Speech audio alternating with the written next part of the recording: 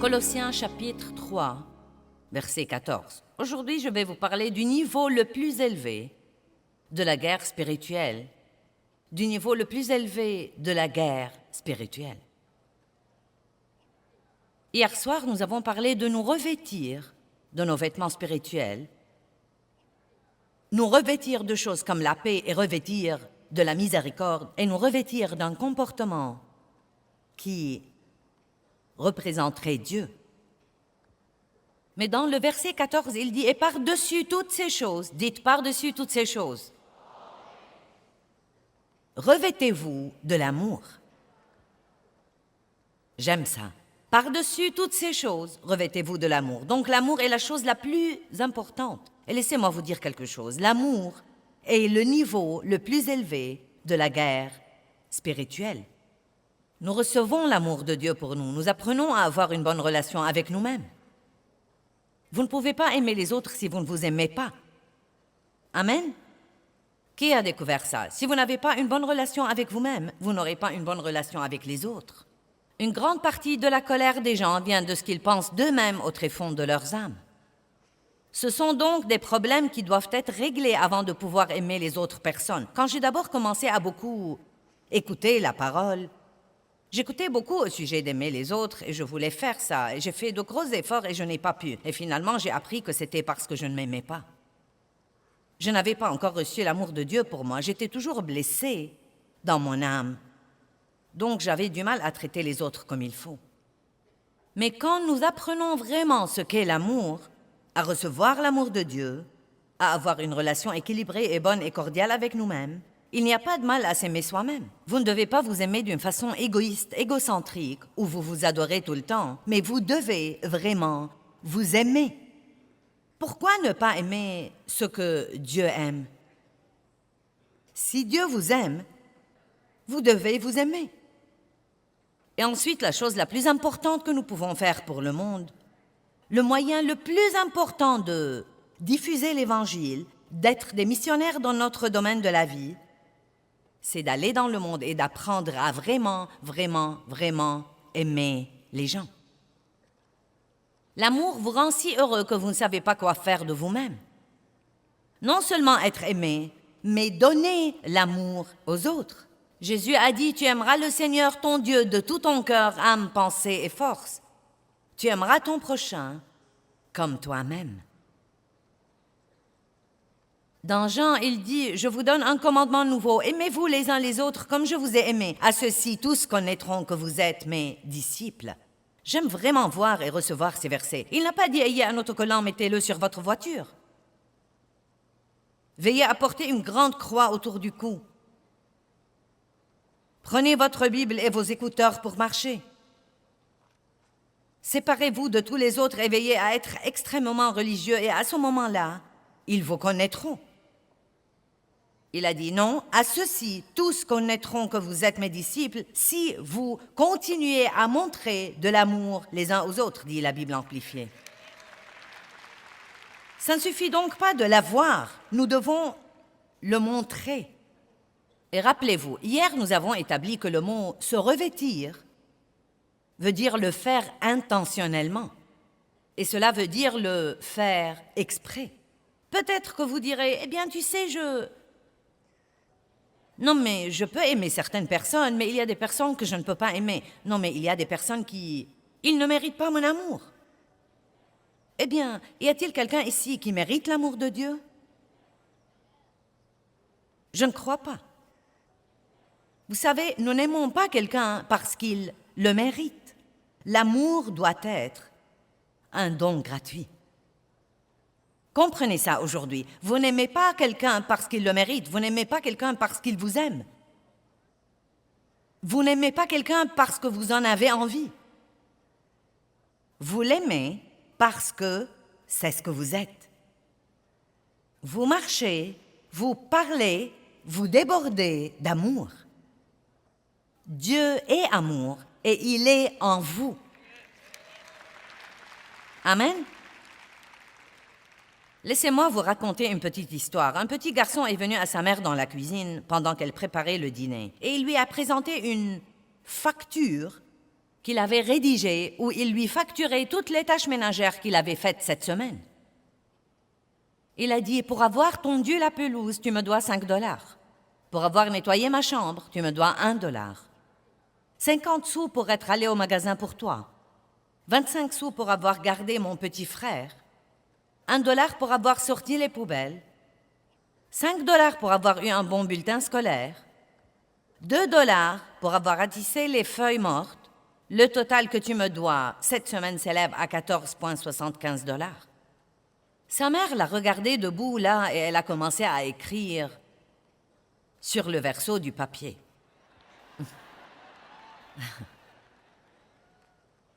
Et elle lui lisait comme elle écrivait. Pour les 9 mois où je t'ai porté quand tu grandissais au-dedans de moi, c'est gratuit. Pour toutes les nuits où je t'ai veillé, je t'ai soigné et j'ai prié pour toi, c'est gratuit. Pour tous les moments difficiles et toutes les larmes que tu m'as fait verser au cours des années, c'est gratuit.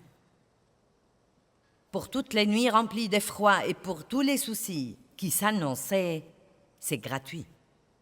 Pour les jouets, le manger, les vêtements et oui, même te moucher, c'est gratuit. Fils, quand tu additionnes tout ça, le coût de mon amour est gratuit. Quand le garçon a fini de lire ce que sa mère avait écrit, il avait les larmes aux yeux. Il a repris le papier et il a écrit en travers de sa facture intégralement payée.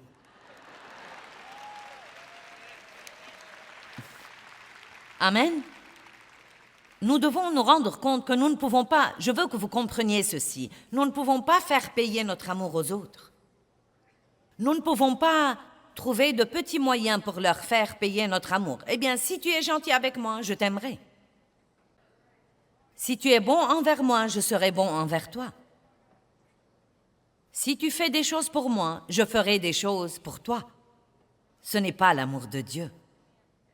Ce peut être un genre d'amour temporel, mais ce n'est pas le genre d'amour auquel Dieu nous appelle. Le genre d'amour auquel Dieu nous appelle est quelque chose que nous pouvons absolument faire exprès, quel que soit ce que vous pensez de quelqu'un, et je peux vous garantir que si vous prenez des mesures pour vous revêtir de l'amour et commencer à marcher dans l'amour, vos sentiments vous rattraperont.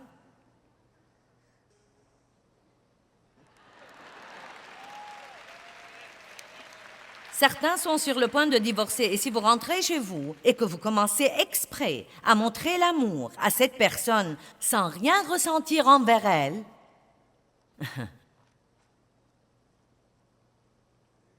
vous pourriez finir par voir un changement dans votre vie. Voici en fait une histoire vécue.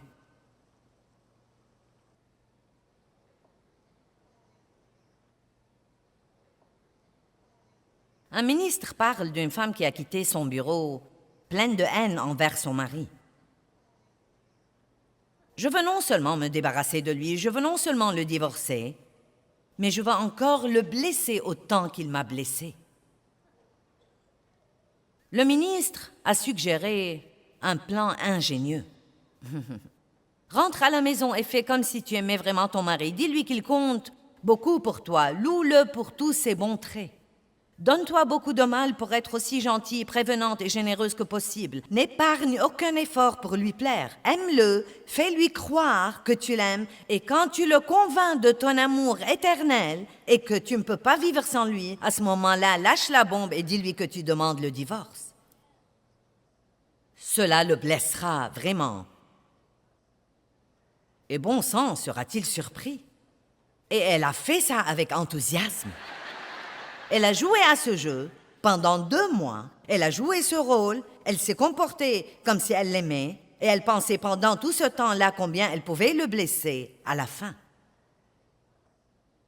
Elle a continué à faire ça. Elle n'a jamais rappelé le ministre.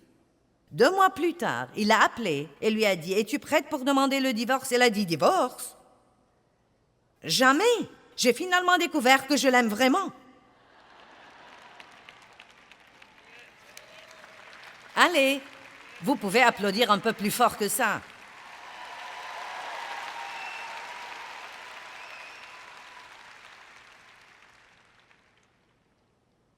Vous savez, j'espère pouvoir vous transmettre quelque chose. J'ai étudié et j'ai enseigné, et j'ai essayé de vivre la parole de Dieu très sérieusement pendant 35 ans. J'ai été chrétienne beaucoup plus longtemps que ça, mais je ne suis devenue vraiment sérieuse que depuis environ 35 ans. Donc, si vous êtes parmi ceux qui ne sont pas encore sérieux, vous pourriez prendre cette décision aujourd'hui. Et cela veut dire que vous allez vraiment étudier la parole puis apprendre à vivre en conséquence. Non seulement la lire, mais apprendre à la laisser guider votre vie. Et j'ai appris au cours de ces années beaucoup de choses puissantes, merveilleuses. Mais il y a peut-être 15 ou 20 ans, Dieu m'a enseigné quelque chose sur l'amour qui m'a vraiment changé la vie. Je voyais toujours en rêve que j'étais en route pour une de mes conférences, mais que j'étais en pyjama. Et nous envoyons d'avance des camions qui portent tout notre matériel. 7 semi-remorques qui vont avec tous ces trucs dont nous avons besoin pour planter ce décor quand vous venez là. Beaucoup de travail a lieu avant que vous ne veniez. Et nous emballons et nous envoyons d'avance les vêtements que nous allons porter dans les conférences. Et donc, je me tenais derrière le rideau, on jouait de la musique, il est temps que je sorte et prêche, mais mes vêtements ne sont pas là. Et je remettais ça tant que je pouvais, mais j'ai dû finalement y aller et monter en chair en portant mon pyjama, et j'étais si embarrassée.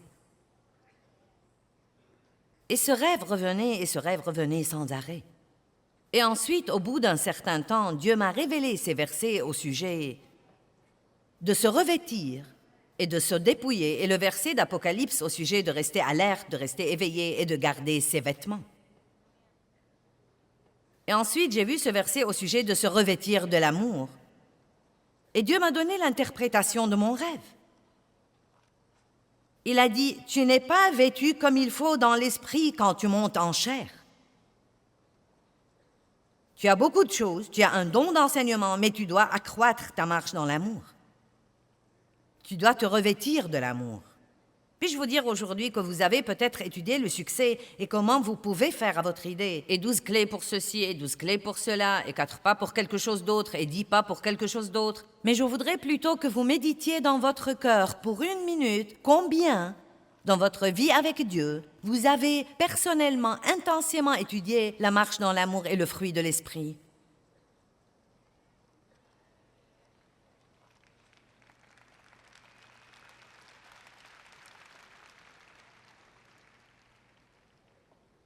Est-ce que vous savez même qu'est-ce que l'amour? Eh bien, 1 Corinthiens 13 dit que l'amour est patient. Nous pouvons voir l'amour. L'amour est patient. Il est bon, il est humble, il n'est pas jaloux, il n'est pas envieux, il n'est pas impoli, il n'est pas grossier, il n'est pas égoïste et égocentrique, il ne cherche pas son intérêt ou son bon plaisir. L'amour ne soupçonne point le mal, il ne renonce jamais, il n'abandonne jamais. Donc on peut voir l'amour et on peut le ressentir. Et nous devons l'étudier. Non seulement nous étreindre de temps à autre à l'église et dire « Je t'aime de l'amour du Seigneur », nous devons étudier l'amour. Nous devons savoir ce que c'est, parce que c'est la chose la plus importante pour Dieu, et il n'y a pas moyen de vaincre le diable si nous n'avons pas une bonne, saine, forte, vibrante et intense marche dans l'amour.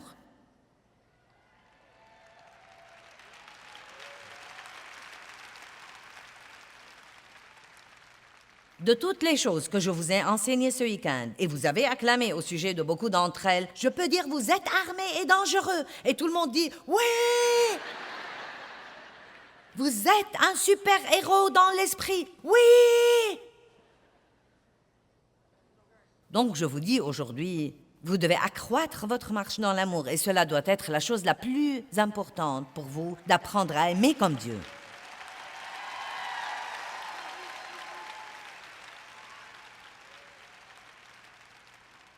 Et j'ai appris, il y a une bonne quinzaine d'années, que je pouvais faire les choses exprès, que je ne devais pas en avoir envie. Que l'amour n'est pas un sentiment, mais la façon dont je traite les autres. Et la Bible nous apprend franchement et spécifiquement que le meilleur moment de bien traiter les gens est quand ils ne vous ont pas bien traité. Oh mon Dieu! Puis-je être honnête et vous dire que je crois qu'il y a très peu de gens qui font ça? Il y en a certains. Mais je crois honnêtement qu'il y a très peu de gens qui font vraiment ça. Je le sais parce que je vois les gens face à face tout le temps et je vois comment ils réagissent au message sur l'amour. Et la Bible dit de bénir vos ennemis. Priez pour ceux qui vous persécutent et abusent de vous et vous maltraitent.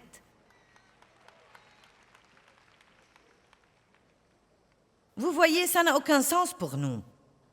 Mais avez-vous remarqué que beaucoup de choses dans l'économie de Dieu n'ont aucun sens? Les premiers seront derniers et les derniers seront premiers. Si vous voulez plus, donnez un peu de ce que vous avez. Et ainsi de suite. Si vous voulez être grand dans le royaume, vous devez être le serviteur de tous. Le moyen d'être puissant dans le royaume de Dieu est pratiquement l'opposé du moyen d'être puissant dans le monde.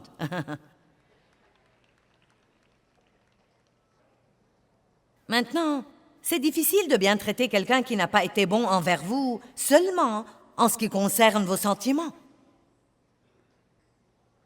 Mais quand vous allez au-delà de vos sentiments, quand vous vivez au-delà de vos sentiments, j'ai écrit un livre intitulé « Vivre au-delà de vos sentiments ». Allez, il est temps d'arrêter de laisser les sentiments nous contrôler. Votre volonté est le grand patron. Quel que soit ce que vous ressentez ou ce que vous pensez, prenez une décision délibérée et le Saint-Esprit vous rejoindra si c'est quelque chose que Dieu veut que vous fassiez. Et vous pouvez faire tout ce que vous voulez faire si vous voulez vraiment le faire.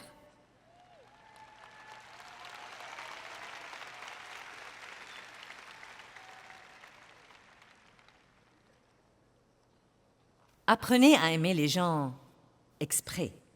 2 petites histoires.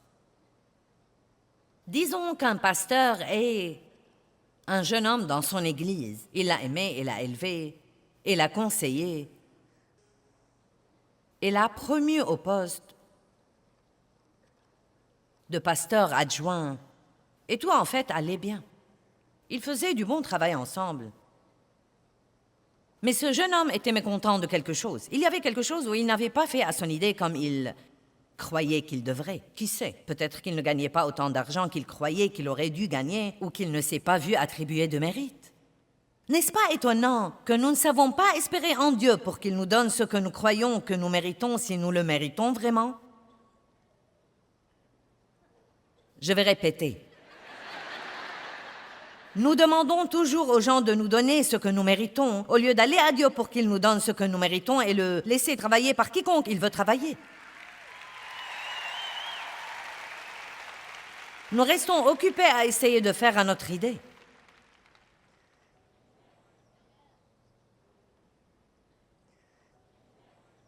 Et donc, disons que ce jeune homme était mécontent, et donc il a commencé à provoquer des dissensions dans l'Église. Et écoutez, c'est une histoire inventée, mais elle arrive dans les églises tout le temps.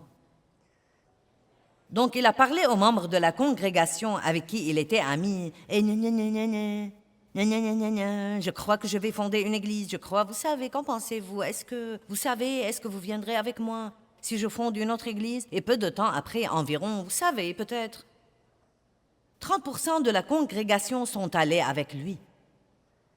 Donc, il s'est éloigné de 2 ou 3 kilomètres et il a démarré une autre église. Et c'était dévastateur pour le pasteur. Dévastateur. Le jeune homme n'a jamais considéré que peut-être Dieu ne voulait pas encore qu'il ait ceci. Peut-être qu'il n'a jamais considéré que quelle que soit la chose dont il voulait s'attribuer le mérite, que Dieu voulait qu'il la fasse avec un cœur plus pur et que Dieu ne l'a pas laissé avoir le mérite exprès parce qu'il le testait. Nous voulons toujours être applaudis et remarqués pour tout ce que nous faisons, mais Dieu très souvent cache aux autres ce que nous avons fait parce qu'ils nous testent pour voir si nous avons un cœur pur. J'ai fait ça et personne ne m'a remercié. Est-ce que vous l'avez fait pour être remercié ou est-ce que vous l'avez fait pour Dieu?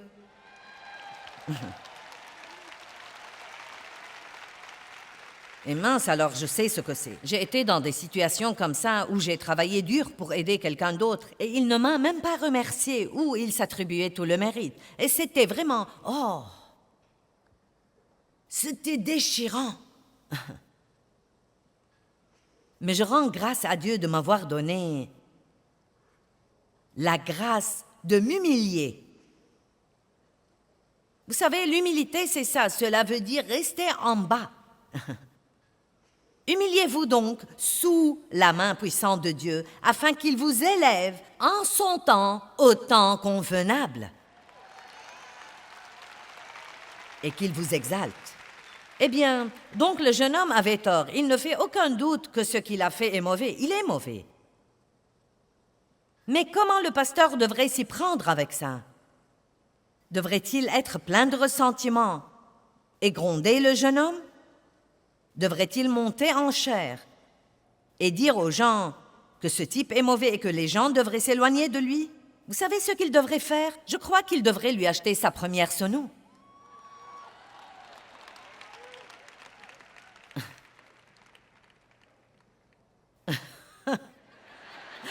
J'ai vu quelques-uns disant... Maintenant, vous dites, eh bien, ça n'a aucun sens. Ça n'a aucun sens dans le royaume naturel, mais bon sens, ça se comprend dans le royaume de l'esprit.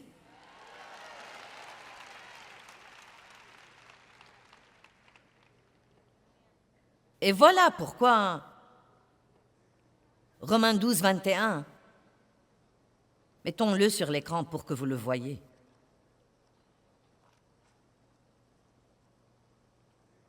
Écoutez ce qu'il dit, ne te laisse pas vaincre par le mal, mais surmonte et maîtrise le mal par le bien.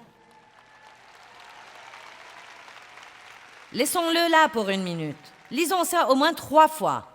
Ne te laisse pas vaincre, il vous donne une responsabilité. Donc il dit, ne te laisse pas vaincre par le mal, mais surmonte et maîtrise le mal par le bien.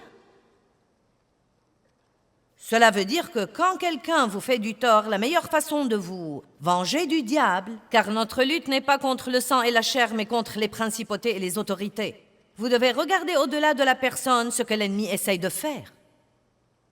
Et le meilleur moyen de vaincre l'ennemi, c'est une certaine forme d'amour. Jésus a complètement détruit l'ennemi sur la croix en répandant la plus grande démonstration d'amour que le monde ait connue ou connaîtra jamais. Il a fait quelque chose qui était complètement injuste, complètement déraisonnable, très sacrificiel. Et à cause de ça, toutes les personnes qui seront jamais sur la planète auront l'espoir. Bon sang, ça alors.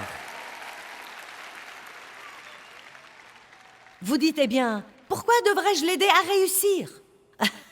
Voilà la chose que vous ne comprenez pas. Il ne réussira pas. Ne vous inquiétez pas pour son succès. Il ne réussira pas. Parce qu'on ne peut pas réussir quand on fait des choses comme ça. Mais si vous laissez son mauvais comportement vous rendre amer, maintenant vous abîmez votre propre succès. Maintenant, vous allez échouer autant que lui. Mais si vous faites ce que Dieu vous demande de faire, indépendamment de ce que vous ressentez,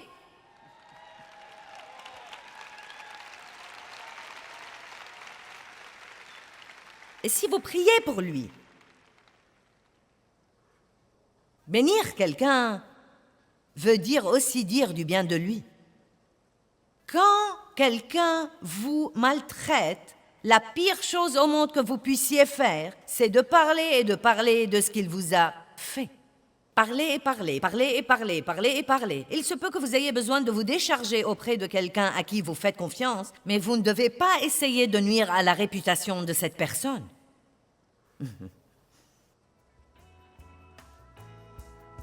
Laissez Dieu être Dieu.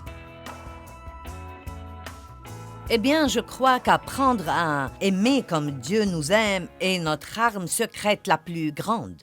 Et c'est la forme la plus élevée de la guerre spirituelle. Et je crois que c'est surtout puissant quand nous choisissons d'aimer les gens qui nous ont blessés.